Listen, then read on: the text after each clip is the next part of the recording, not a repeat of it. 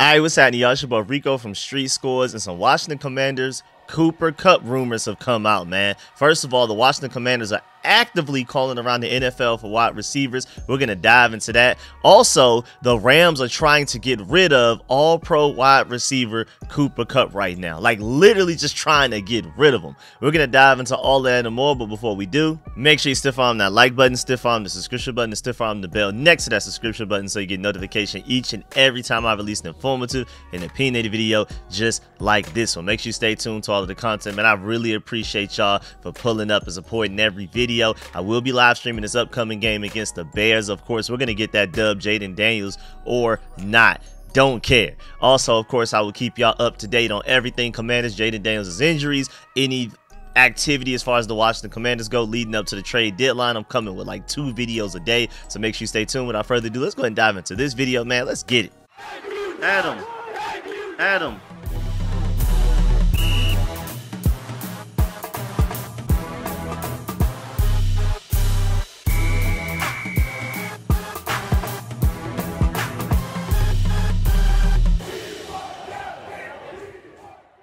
Alright, so first of all, let's talk about the fact that the Washington Commanders reportedly reached out to free agent wide receiver Marquez Valdes-Scantling after he was cut by the Buffalo Bills. The actual real source, like the direct source that this came from, is Jeremy Fowler. He tweeted the fact that veteran wide receiver Marquez Valdes-Scantling had agreed to terms with the Saints, a source confirms. Also, of course, he got his physical with the team and hopes to get started on the game plan soon. But attached to that, he quote tweeted and also mentioned that, hey, the Colts, Commanders, and others have inquired about MVS as well, but New Orleans has a clear need with Rashid Shaheed going out, so they were probably more aggressive than the rest of us were as far as getting them. But Jeremy Fowler is just putting it all out there. He's just snitching. Like, even though these teams didn't get him, just to let you know, these teams tried to get him. These teams are looking for wide receivers right now. Now, as far as Marquez Valdes-Scantling goes, are we specifically looking for a big-bodied receiver that can stretch the field, that can get down the field very quickly? That sounds like an optimal piece for a Cliff Kingsbury offense. A bigger receiver with a good catch radius that can also stretch the field. That sounds like the type of guy that they may be looking for. Or to take a step back and just look more general, maybe we could be looking for just another big receiver. We have Noah Brown. Maybe they want another one, especially with the fact that Noah Brown does have a propensity to get hurt throughout a season.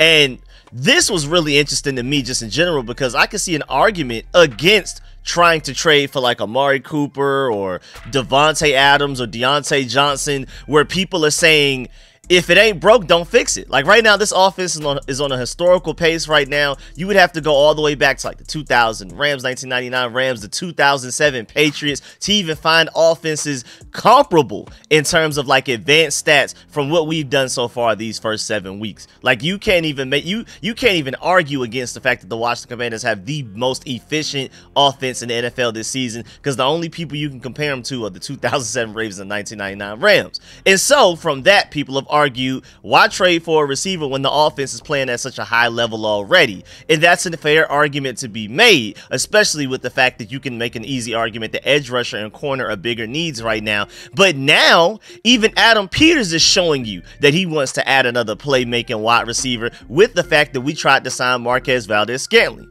And just to let you know, even specifically to him, this is fairly intriguing, but the biggest takeaway from the news here is that Washington is shopping for a receiver. That's the biggest takeaway, and not just any receiver, because there are several veteran free agent wide receivers just chilling around waiting for a call, just sitting on the couch right now. But the Commanders wanted Marquez Valdes-Scantling, who was only cut as a cap casualty to make room for Amari Cooper's contract with the Bills after that trade that they made, because if they didn't cut MVS, they wouldn't have been able to complete the trade for Amari Cooper. They would have been over the salary cap, but technically would have been illegal. So this tells me that the Commanders are looking for a certain caliber of receiver, not just receiver period, but a certain level of receiver that is not just sitting around on the couch waiting and watching all of these games on Sundays just hoping to get a call, or like another team's practice squad wide receiver. No, they're looking for bigger fish than that. And also want to point out the fact that the Commanders have now been linked to both edge rusher and wide receiver now leading up to the trade deadline. And it's also interesting that cornerback is not on that list yet. I'm gonna say yet because we just haven't gotten any type of rumor or confirmation from any sources that we aren't looking for a corner or anything like that. But we have some attachment to edge rusher and wide receiver so far leading up to this early November trade deadline. We'll see though. But now, speaking of bigger fish, now apparently this morning or this afternoon, it was reported that the Rams are reportedly open to the idea of trading star wide receiver Cooper Kupp. The Rams have been open to taking on salary to even facilitate the trade, indicating that the Los Angeles Rams are very serious about getting rid of this guy. The initial source is Deanna Rossini. She said the Rams have called multiple teams about trading former Super Bowl MVP Cooper Kupp. Sources tell Mike Silver and Jordan Rodriguez and me. The Rams have indicated a willingness to take on some of the 24 salary cap and are apparently seeking a second-round pick. They're willing. First of all, the thing I heard that was the loudest to me, even outside of the second-round pick, was they're willing to take on some of the salary. Like some of the salary cap. And just in case, if you wanted to know, 2024 wise, he has $9.1 million against the salary cap, with all of that guaranteed. 2025, he's due to make $20 million, but only $5 million of that is guaranteed.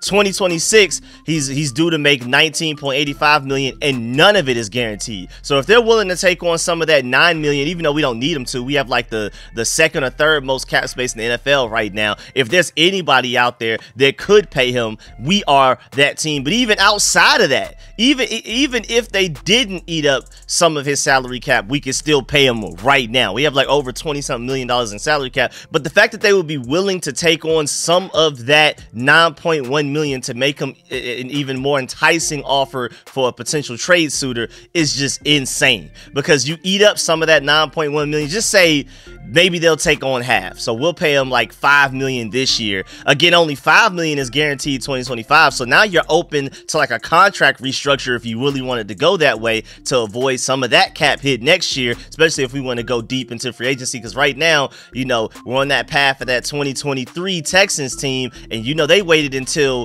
the offseason after their great rookie quarterback had his rookie season and took them far and even won a playoff game. They waited till the offseason after that to go get Daniil Hunter and Stephon Diggs. So I'm pretty sure Adam Peters and Dan Quinn are already looking ahead to the future, to the 2025 offseason. Like, yeah, we're ready to load up and spend some money there. And trading for Cooper Kupp wouldn't necessarily force you to not be able to be as aggressive in the 2025 free agency if you really want to be. Because again, $20 million, but only $5 million of it guaranteed. You can restructure that easily. And then 2026, $9.85 million, none of it guaranteed. Or if some reason the wheels fall off and his injury proneness catches up to him, he's not the same guy, you can completely get away from his contract by after the 2025 season and not owe him anything, which is absolutely insane. So honestly, looking at the contract situation, a second round pick is actually kind of crazy. And I'm not gonna lie, even as injury prone as he's been, I still assumed it would have been a first rounder just because of the fact that not only is he an all-pro receiver, but also the fact that the Rams are willing to help you pay him in 2024. They'll take on some of his salary cap even when he's not on their team anymore. I definitely expected a first-round starting point, even though from the Commander side, I wouldn't want to give up a first-rounder, especially with the injury proneness. We're going to dive into that soon. And you may even be able to negotiate even lower than the second round pick that they're asking for. I mean, that Dolphins third round pick that we have right now via the Eagles trade for Jahan Dotson is looking better by the day. The more they keep on losing, it keeps going higher and higher and higher. We're starting to get into that territory where, you know, some people say, well, basically it's a late second. We're starting to get into that territory. And you also need to remember, though, that when it comes to like why Cooper Kupp is potentially only going for a second round pick rather than like a first, or why we could even potentially even get him for a third, is because the Raiders traded Devontae Adams for a conditional third. The Browns traded Amari Cooper for a third and a late round pick swap. So it's just like you're looking around and you're like, well, maybe right now this trade deadline must be having some sort of Black Friday percentage off type of thing going right now, because these receivers are going for less than what we expected. Now, granted, Devontae Adams, huge contract. Amari Cooper, you know, moderately sized contract. And Cooper Kupp, a contract that's, you know, pretty decent size, you know, 2025 and 2026. But again, like I told you, you have outs in those. You have restructure possibilities if you really want to dive into that. And we do have Brandon Sosna here, who you could argue is the biggest contract finesser out of the entire NFL. So thank goodness we have him on our side moving forward, and before we end up making trades like this, if we end up wanting to dive into that. But again,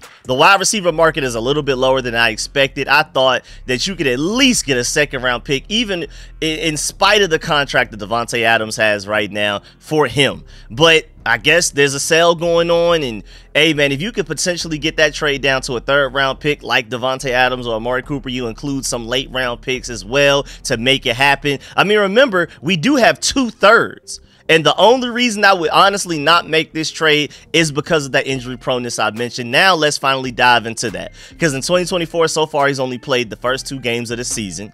Last year in 2023 he only played 12 games. 2022 he only played 9 games. But back in 2021, where he was at his highest usage rate and had 191 targets, that was his legendary season, he played all 17 games. And in 2020 he played in 15 games but only started 12. 2019 played in 16 games, only started 14. 2018 he was only able to play in 8 games, and in 2017 as a rookie he played in 15 games but only started 6. But that's just because they didn't know what they had in Cooper Kupp just yet back then. But out of the way, this is a very injury prone guy. But I want to let you know though, when he is available, you can go ahead and call him Mr. Always Open. Even when he's not open, his great contested catch ability, I mean, technically he's always open. And then especially with his size, people forget that Cooper Kupp is bigger than what a lot of people think. He's 6'2", 200 pounds. This is not like a small guy that some people, I guess, sort of think of him as, because like they see him as like a slot receiver and things like that. This is a big guy. This is a big body receiver.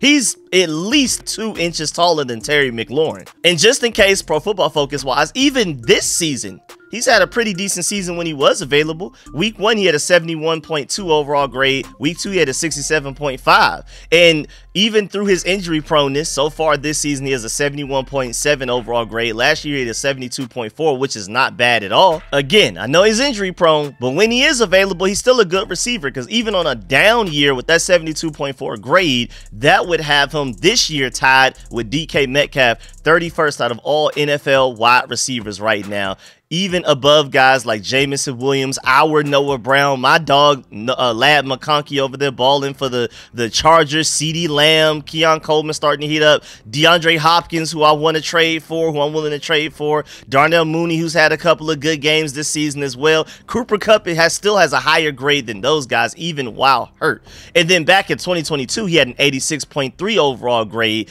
and if that were this season, he would be the 4th ranked wide receiver out of the entire NFL according to Pro Football Focus. And then of course back in 2021, where he had his legendary season, he was Super Bowl MVP and all of that type of stuff, he had a 92.3 overall grade, which this year would make him the best wide receiver in the NFL, literally #1 out of all wide receivers this season. Though if he were able to do that, what he did in 2021, in 2024, he would be the #1 receiver in the NFL. Now, of course, that's a lot of ifs. That's a lot of ifs, I know.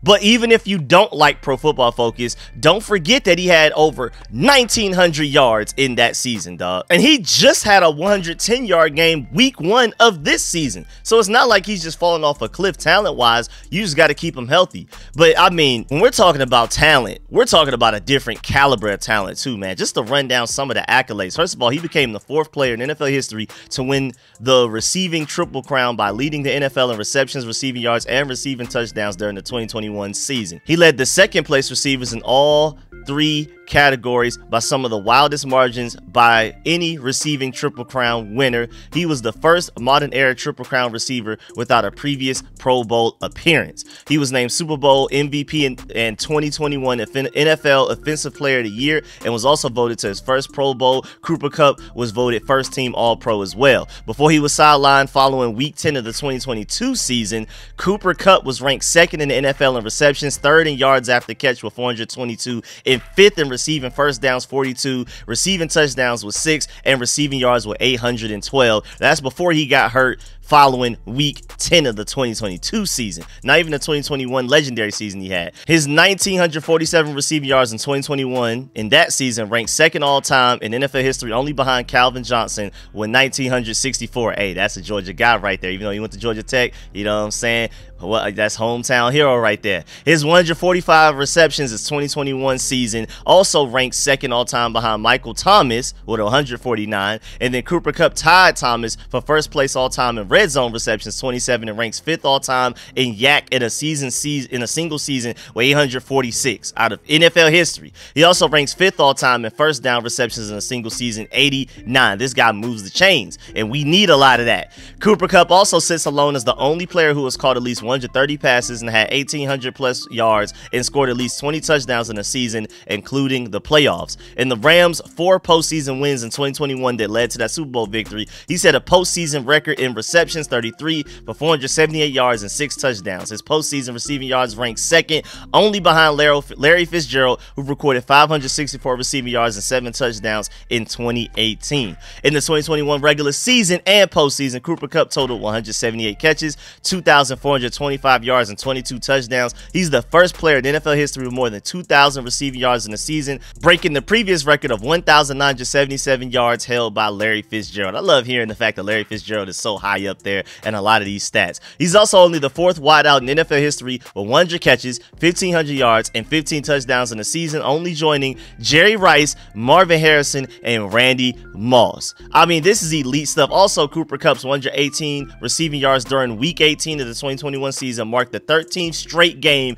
with 90 or more receiving yards. That is an NFL record. So if we're talking about Mr. Consistency, we're talking about Mr. Always Open, we're talking about Mr. Dependable, Mr. Move the Chains and get a bunch of first downs, Cooper Kupp is your guy. The problem is very injury prone. And to me, that's really the only real negative here in this situation. And shouts out to @Washington Today, that boy Jordan over there on Twitter, because I agree. He said this will be the #1 receiver I want us to target if they wanted to make a big splash. Now, of course, you can go a little lower tier. You can go Deontay Johnson. And then, of course, there's like the T. Higgins thing. That's kind of somewhere in the middle, where maybe at his best, when Cooper Kupp is at his best, T. Higgins may not be as good as Cooper Kupp. And even though he's pretty injury prone, he may not necessarily be as injury prone as Cooper Kupp. And also, he's probably seeking more money than Cooper Kupp is looking for. So I agree with Jordan right here. Perfect fit both on the field and off the field and for the locker room. Championship pedigree, selfless attitude. You know, you have a lot of these receivers like Devontae Adams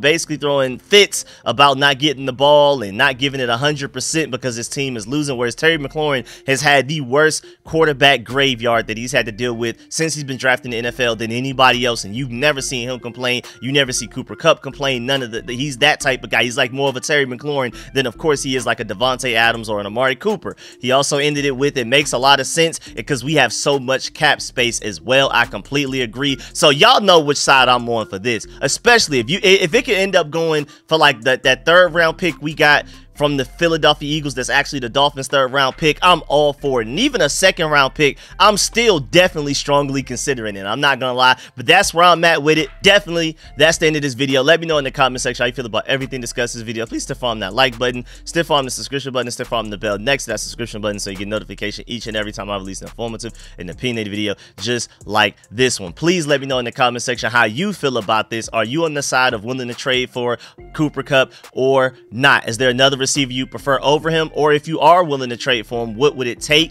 Like, how high are you willing to go? Are you willing to trade a 2nd, or are you only willing to trade one of our 3rds or maybe 2 3rds for him or something like that? Let me know if you are willing to trade for Cooper Kupp, what you're willing to do. Of course, if you're not willing to trade for him, let me know exactly why. I'm pretty sure injury prone, this is going to be the majority of it, but also trade value as well. I can see the argument for that. And also, if it's not broke, don't fix it type of situation. I can see the argument as well. So let me know all of that in the comment section. I'm gonna try my best to read and reply to as many comments as possible. Please do not leave this video without leaving a like on this video. I really appreciate y'all, and I'm gonna catch y'all later. I'm out.